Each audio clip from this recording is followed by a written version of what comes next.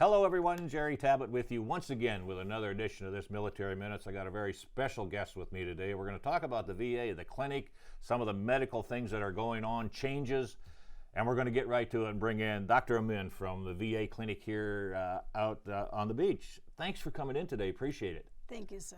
First of all, how long have you been a doctor with the VA? I've been a doctor at the VA since 2015, November. And you have seen changes come along, and Yes, there's sir. a bunch of them. Well, first of Yes, all, sir. let's talk about the clinic itself. It keeps expanding now. What is actually available for the veterans there? So in 2016, as you all know, the VA clinic moved from the Navy base grounds onto its own independent ground. Though it's shared space with the Navy, but we do have an individual building all by Right. ourselves. So the move itself brought us a lot of veterans just because they had an easier access into the clinic. They didn't have to go through the Navy check post. Right. So that itself caused a big increase in the population. With that, we had to increase our services and what was available in the clinic. So gradually from then on, we have added the audiology service. We have added our telehealth services, teledermatology services, and these are all helping veterans to access the care within the VA before we can send them out into the community.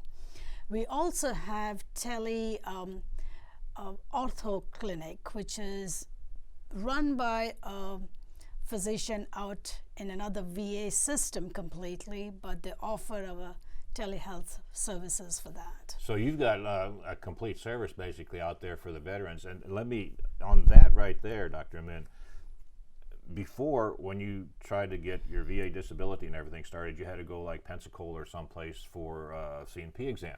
Can they do those here now and any follow-ups, or do you still have to travel for the initial exam? For the comps and pension, we still have to travel. Okay. The very reason is because there's forms to be filled, patients need to be examined in person, and they have to have some documentation that they came into the VA system to get it done. So that still remains that way. However, the patients can, once they are eligible, they can definitely walk into the clinic and get the paperwork and get themselves rolling.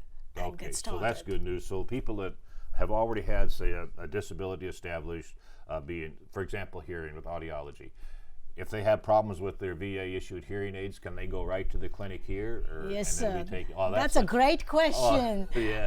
So for audiology, we have walk-in hours from 1 to 2:30 every day. It's first come, first serve basis. They can write the names down, and if it's only hearing aids and issues just with hearing aids to be fixed or whatever, we have a phenomenal audiologist, and she will work them in, and it takes her 5 to 10 minutes to get it rolling, and they're in and out. However, if they need a hearing test or anything else to be done, then they need to have an appointment. Yeah. Well, and speaking of appointments, how easy is it to get appointments now? So in the VA system, we do a reporting of our availability and our access. And the biggest push we get from the Washington, D.C. is access, access, access. And this in turn relates to veteran satisfaction. And we have to give our report every single day. Believe it or not, Panama City beats the national average at access. I love this clinic, I really do. And we have an access of less than 10 days. Right. So what it basically means is if a patient walks in, a brand new patient to the VA system walks into the Panama City VA clinic, he will be seen per national guidelines within 20 days. But in our clinic, he will be seen within 10 days. Good. Now, one thing that, I'm disabled myself, and I do a lot of work with the VA. One thing that a lot of people now, as they get older, they have problems with transportation. Is there a transportation service locally that they can make access to take them back and forth to the clinic? I know they can get transportation to go to Pensacola, but what about locally? If you don't have a vehicle or you can't drive, is there transportation available? We really don't have an actual shuttle to take them in and out, but we do have our social services. We have our social services who can help them out. Like if there is a homeless veteran who doesn't have any option, then we have our social service person who can help those patients out. She will actually go pick them up and bring them back. We also have veterans who help veterans, and we have some who volunteer, and we have a volunteer service locally as well of the veterans who help our veterans. Right, and that's what's so great about this one. Let's talk about it. I think it's 2 years ago now.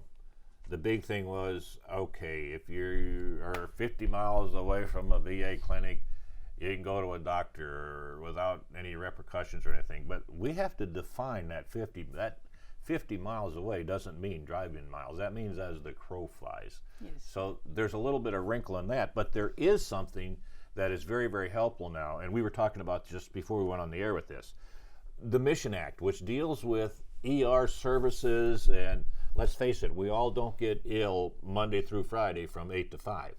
So there's times when we need emergency rooms, and I have known some veterans personally that says, I can't afford to pay for it, so I'm not going. But there's a way that that's taken care of now. Yes, so Mission Act started, it was implemented June 6th, 2019. It was signed by President Trump in 2018.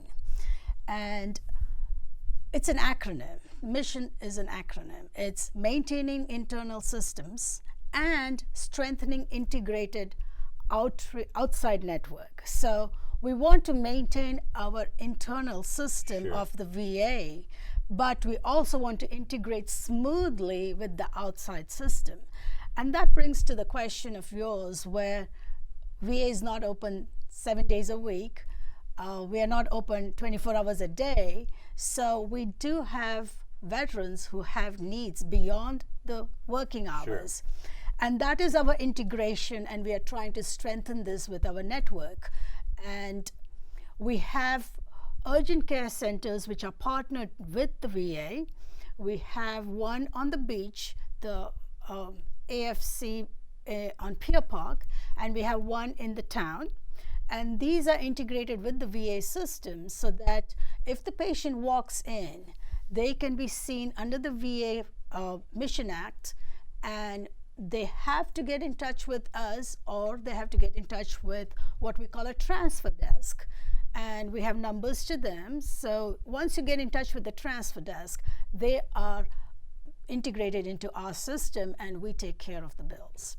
Same thing goes with after hours and weekends for the ER visits. Once the veteran, say he breaks a leg, you can't wait for VA to open 2 days later, or God forbid, like a long weekend, 3 days later. So you can go to the ER, get yourself taken care of, but make sure you communicate with your team, or make sure you talk to the transfer desk so they document, and we have a documentation of it. Then on, they can take over from there.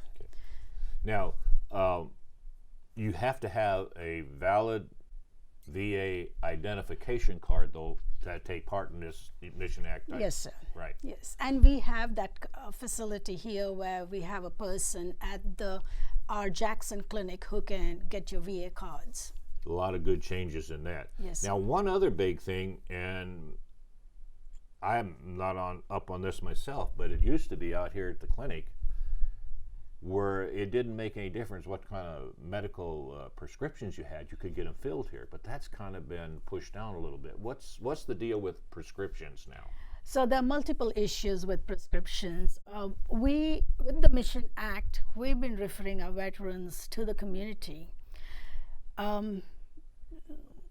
Before I answer that, let me give you a little rundown on what Mission Act entails.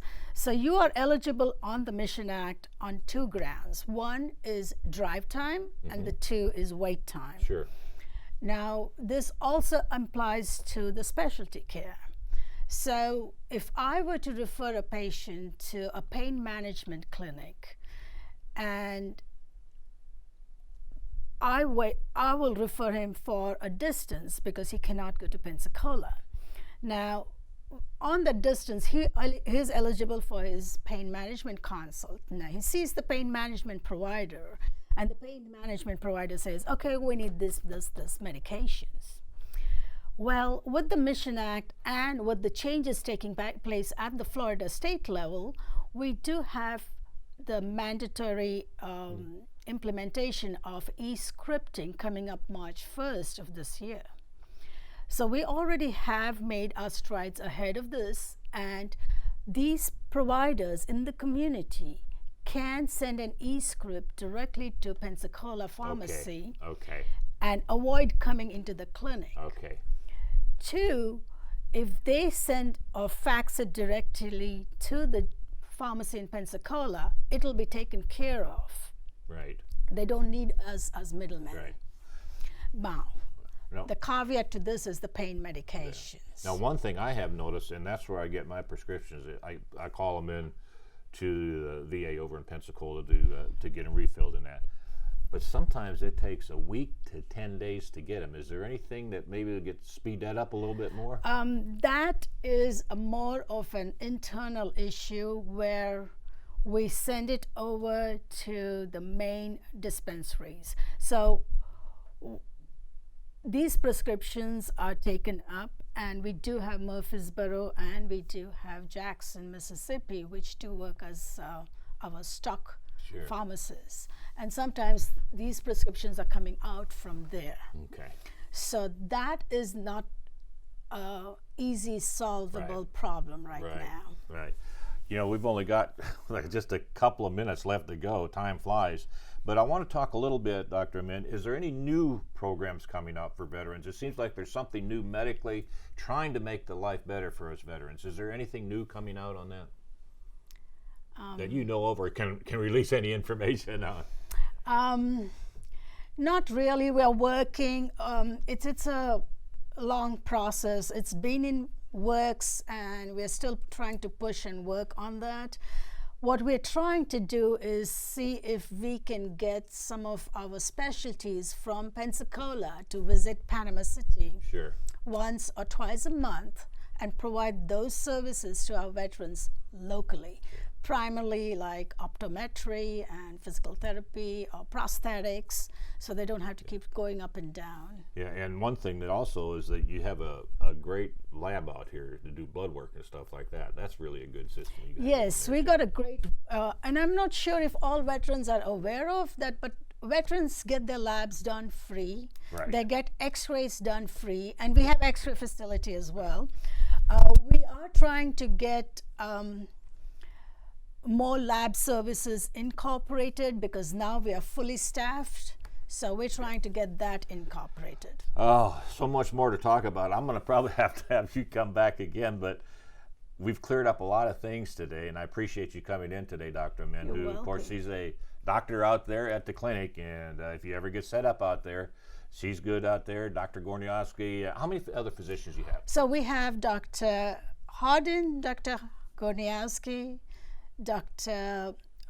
Walkendorf, Dr. Artabazan, Dr. Yock, Dr. Armistead, Dr. Haloka, you got a bunch myself, and we have a float team, Dr. Moran. All right, good deal. Dr. Amin, thank you so much for coming in. Thank you, sir, and thank you for your services. Oh, you're welcome. Hey, that'll do it. We're out of time. We'll be back again next week with a new Military Minutes. Have a great week.